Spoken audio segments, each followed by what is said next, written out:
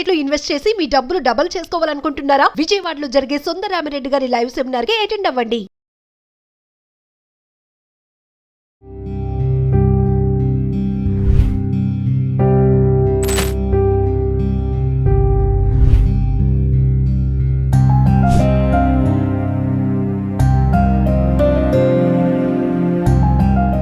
నమస్తే, welcome to Suman TV. దేశ ప్రధానిగా, ఆర్థిక మంత్రిగా, ఆర్బీఐ గవర్నర్గా ఎన్నో విశిష్ట సేవలు అందించినటువంటి డాక్టర్ మన్మోహన్ సింగ్ గారు మన మధ్యన లేకపోవడం చాలా బాధాకరమైన విషయమే.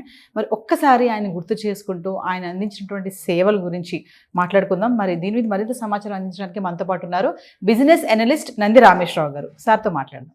నమస్తే సార్. నమస్తే సార్, మన్మోహన్ సింగ్ గారి గురించి ఒక్కసారి మనం అందరికీ తెలిసిన విషయమే, ఒకసారి జ్ఞాపకం చేసుకుందాం. ఆయన సేవలు కానీ, ఆయన ఏ పదవుల్లో ఆయన రాణించారు. మన్మోహన్ సింగ్ గారు ఒక పెద్ద ఎకనామిక్ బ్యూరో.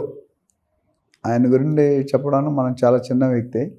కాకపోతే ఆయన చేసిన సేవలు కానీ అన్బయాస్డ్, ప్రతి పార్టీ కూడా ఆయన రెస్పెక్ట్ చేస్తారు, ఇంక్లూడింగ్ అపోజిషన్ పార్టీ. మిగతా చాలా పార్టీలు ఉన్నప్పుడు ఆయనకి డ్యూ రెస్పెక్ట్ ఉంది. ఆయన బిహేవియర్ కానీ, ఆయన యాటిట్యూడ్. పిఎంగా ఎప్పుడు హోదాలో అంటే డామినేట్ చేయలేదు ఎవరిని. ప్రౌడ్గా సింపుల్ పర్సన్గా ఉండేవాడు. అదొక ప్రత్యేకత. ఆయన బేసిక్గా 1932 26 సెప్టెంబర్ 1932లో 26 సెప్టెంబర్ జన్మించారు. ఇప్పుడు ఆయన చనిపోయినప్పటికీ 92 ఇయర్స్ రఫ్గా. సో ఈ దాంట్లో ఎన్నో ఒడిదొడుకుల్ని ఎదుర్కొన్నారు. ఎంతో కష్టమైన పరిస్థితుల్లో ఆయన మినిస్టర్గా బాధ్యత చేపట్టి చాలా ప్రూవ్ చేశారు, చాలా సపోర్ట్ చేశారు, చాలా హెల్ప్ చేశారు. ఆయన ముఖ్యంగా యూనివర్సిటీ ఆఫ్ క్యాంబ్రిడ్జ్లో చదువుకున్నారు. పిహెచ్డి నుంచి యూనివర్సిటీ ఆఫ్ ఆక్స్ఫర్డ్లో చేశారు. సో ఆక్స్ఫర్డ్, క్యాంబ్రిడ్జ్ రెండు పేరు పొందిన యూనివర్సిటీస్. ఆ పేర్లు చెప్తేనే అందరికీ తెలుసు ఎలాంటి స్టూడెంట్స్ ఉంటారు, ఎలాంటి నాలెడ్జ్ వస్తుందని. సో అందులో ఆయన దిట్ట. సో ఎకనామిక్స్లో పిహెచ్డి చేయడం అంటే it's not a cake walk. చాలా ఎంతో నాలెడ్జ్ ఉండాలి, ఎంతో ఇంటిగ్రిటీ ఉండాలి, ఎంతో స్కిల్స్ ఉండాలి, నేర్చుకోవాలి. టఫ్ సబ్జెక్ట్ అది, బట్ అర్థమైతే చాలా ఈజీ సబ్జెక్ట్. అదేవిధంగా ఆయన సర్వీస్లో యునైటెడ్ నేషన్స్లో పనిచేశారు. దాని తర్వాత కీ అడ్వైజర్గా ఇండియన్ గవర్నమెంట్లో కూడా కొన్ని బాధ్యతలు వహించారు. ఆయన తర్వాత గవర్నర్గా ఉన్నారు, ఫైనాన్స్ మినిస్టర్గా ఉన్నారు, పిఎంగా 10 సంవత్సరాలు. ఐ థింక్ ఆయన ఫైనాన్స్ మినిస్టర్ అయినప్పుడు నరసింహారావు గారు పిఎంగా ఉండేవారు. ఆయన గైడెన్స్లో వర్క్ చేశారు. ఇద్దరికి మంచి. ఒకప్పుడు నాకు తెలిసి ఏంటంటే ఇండియాలో మొత్తం డబ్బులన్నీ అయిపోయేవి. ఈయన ఎప్పుడైతే 91-96లో ఫైనాన్స్ మినిస్టర్గా ఉన్నారు, అప్పుడు మాత్రం గవర్నమెంట్ చాలా దీనమైన పరిస్థితి. అసలు ఇంట్రెస్ట్ కట్టడానికి కూడా డబ్బులు లేవు. అలాంటి దాన్ని రిఫార్మ్స్, చాలా రూల్స్, పాలసీస్ ఫ్రేమ్ చేసి ఇండియాని గట్టెక్కించాడు. ఆయన ఫైనాన్స్ మినిస్టర్ ఉన్న కాలంలో చాలా మంచి జరిగింది. అట్లనే ఆయన policies open India to global market. అంటే ఒకప్పుడు ఇండియా ప్రపంచంలో పెద్దగా పట్టించుకునే స్టేజ్లో లేదు. ఎందుకంటే ఆయన ఉన్న రిఫార్మ్స్ ఏవైతే ఫైనాన్షియల్ ఎక్స్పర్ట్, అయినా ఫైనాన్షియల్ రిఫార్మ్స్ చేశారో దానివల్ల యుఎస్లో మనకు మంచి మార్కెట్, గ్లోబల్ మార్కెట్స్కి ఎక్స్పోజ్ అయ్యన్నమాట. 2004 నుండి 2014 వరకు పిఎంగా కొనసాగించారు. 2 టర్మ్స్. అంటే ఎదురులేని వ్యక్తిగా ఆయన. చాలామంది సోనియా గాంధీకి పెట్లా ఉన్నా, బట్ ఆయన రోల్ ఆయన డిసిప్లిన్డ్గా చాలా మంచిగా నిభాయించాడు. ప్రతి మినిస్టర్తో, కో మినిస్టర్తో కానీ, అదర్ కంట్రీ ఇంటర్నేషనల్ బాగా ఏమంటారు ప్రమోషన్ బాగా చేశారు ఇండియాని.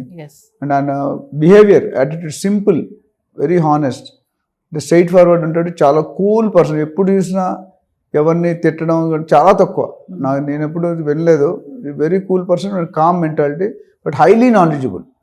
సో ఆయనకున్న స్కిల్ ఏంటంటే ఫైనాన్స్లో ఈ one of the top most guy in India అని చెప్పొచ్చు మీరు. ఎందుకంటే ఆయన క్యాంబ్రిడ్జ్, యూనివర్సిటీ ఆక్స్ఫర్డ్ అంటే ఏ లెవెల్లో ఉన్నారో, వరల్డ్ లెవెల్లోనే ఫేమస్ యూనివర్సిటీస్ అవి. ఎన్నో విషయాల్లో ఆయన స్పెషలిస్ట్ అంటారు కదా సార్. ఎందుకంటే ఆయన సబ్జెక్ట్ వైజ్ చూసుకుంటే చాలా పాలసీస్ తీసుకొచ్చారు ఆయన. చాలా అంటే చాలా పాలసీలు, ఎస్పెషల్లీ సోషల్ వెల్ఫేర్, MGNREGA అని ఉంది ఒకటి, Mahatma Gandhi national rural employment guarantee. అంటే ఆ స్కీమ్స్ ఎట్లా అంటే గ్యారంటీగా గవర్నమెంట్ అమలు పరుస్తుంది, దానివల్ల పబ్లిక్కి బెనిఫిట్ ఉంది.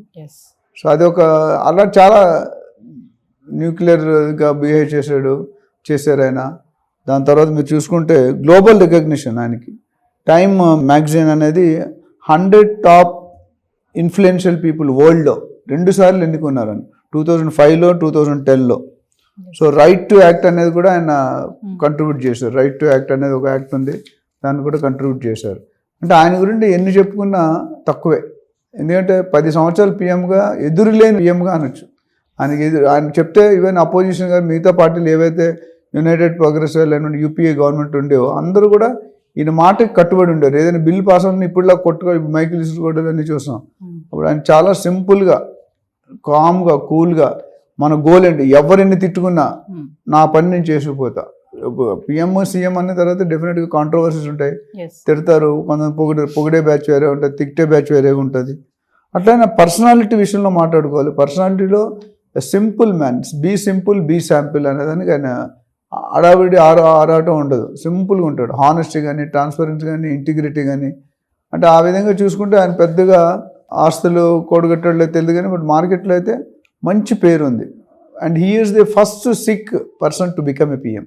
ఇప్పుడు మన తెలుగులో సౌత్ ఇండియాలో పిఎం అయ్యారంటే పివి నరసింహారావు గారు, పంజాబ్లో పిఎం అయ్యారంటే సిక్కులు అంటే పంజాబీస్. సో వాళ్ళ దాంట్లో ఫస్ట్ పిఎంగా 10 years ఉన్నాడంటే అది గ్రేట్ రికార్డ్. అది అంటే సార్ ఇప్పుడు పివి నరసింహారావు గారికి మన్మోహన్ సింగ్ గారికి చాలా మంచి సంబంధాలు ఉన్నాయని అంటారు కదా. అవును. ఒకసారి దాని గురించి. అంటే సంబంధాలు అంటే ఆయన గైడెన్స్లో ఈయన పనిచేశారు. పివి నరసింహారావు గారు కూడా నాకు తెలిసి 14 భాషలు మాట్లాడగలండి. ఇంటర్నేషనల్ ఎక్స్పోజర్ వచ్చిన దాంట్లో ఆయన ఒక ముఖ్య భాగం. ఆయన కింద ఆయన క్యాబినెట్లో ఈయన మినిస్టర్ ఉన్నారు. ఇద్దరికి మంచిగా సహజీవనం ఉంటారు కదా, ఆ విధంగా మంచి బ్యూటిఫుల్ అండర్స్టాండింగ్. అంటే ఇద్దరు బ్యూటిఫుల్ అండర్స్టాండింగ్లో పోయారు. దానివల్ల ఏంటంటే కంట్రీకి బెనిఫిట్ అయింది, పాలసీలు ప్రొసీజర్ వల్ల కంట్రీకి బెనిఫిట్ అయింది. అండ్ ఆఫ్టర్ 2014 ఎప్పుడు ఆయన పిఎంగా రిటైర్ అయిన తర్వాత యాక్టివ్గా కాంగ్రెస్, నేషనల్ కాంగ్రెస్లో యాక్టివ్ మెంబర్గా పార్టిసిపేట్ చేశారు. అండ్ చాలా విధంగా చూసుకుంటే ఆయన అంటే మళ్ళీ అలాంటి మనుషులు వస్తారా రాత్రి, ప్రతి మనిషికి ఒక స్టైలు, ఒక brand.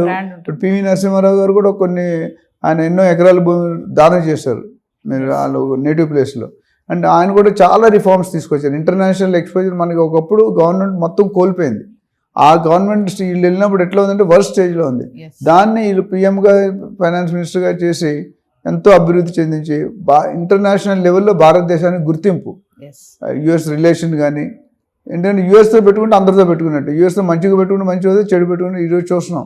US is the largest economy, US president is the highest position in the world. So ఆయనతో కూడా వీళ్ళు చాలా బాగా ఐక్యమత్యంగా రిలేషన్షిప్ మెయింటైన్ చేస్తూ ఇండియాని అభివృద్ధి చేసి ఇంపోర్ట్స్, ఎక్స్పోర్ట్, ట్యాక్స్లు అప్పుడు చాలా చేంజెస్ చేశారు. దానివల్ల మనకి రెవెన్యూ రావడం జరిగింది, ఫారెన్ రెవెన్యూ 100%, చాలా పాలసీలు. సో ఈ విధంగా చూసుకుంటే ఈయన లేని లోటు మళ్ళీ ఇంకొకరు తీర్చడం అనేది కష్టమే. సో ఓవరాల్గా ఈ succeeded as a prime minister, successful prime minister. అంటే సార్ ఆయన ఆహ్వానించదగ్గ లీడర్ అంటే ఏం చెప్తారు ఫైనల్గా? డెఫినెట్గా అండి, ఎందుకంటే అన్బయాస్డ్ ఉండేవాడు, బయాస్ ఉండేది కాదు. ఇప్పుడున్న రాజకీయాలు ఏమవుతున్నాయంటే ఒకరినొకరు తిట్టుకుంటున్నారు, కొట్టుకుంటున్నారు, మైకులు ఇసుకుంటున్నారు, ఇంకా అన్నీ అవుతున్నాయి. ఆయన దాంట్లో అపోజిషన్ కూడా మన పార్టీలాగే బిహేవ్ చేసేది. అటల్ బిహారీ గారు, వాజ్పేయి గారు అప్పుడున్నప్పుడు ఆయన కూడా ఉన్నారు. సో ఈ మంచి సత్సంబంధాలు పాటించేవారు. ఆ సత్సంబంధాలు ఏంటంటే ఇప్పుడు ఒరే అంటే ఎక్కడికి వెళ్ళిపోతాయి, ఏమండి అంటే డిఫరెంట్ ఉంటుంది. మంచితనంతో సముద్రమైనా ఈదొచ్చు, మంచితనం లేదు విరుద్ధంగా ఒక స్టెప్ కూడా ముందుకు వెళ్ళారు. దానికి ఆయన కరెక్ట్ అర్హత. ఎందుకంటే మంచితనంతో సాధించుకొచ్చారు. ఎక్కడ కూడా గొడవలు, కాంట్రవర్సీ లేకుండా ఎంత కాంట్రవర్సీ ఉన్నా, ఎంత కష్టం ఉన్నా ఆయన నిలబెట్టుకొని ఆయన పని ఆయన చేసుకుంటూ ఆయన బాధ్యతని పూర్తి చేసుకున్నారు.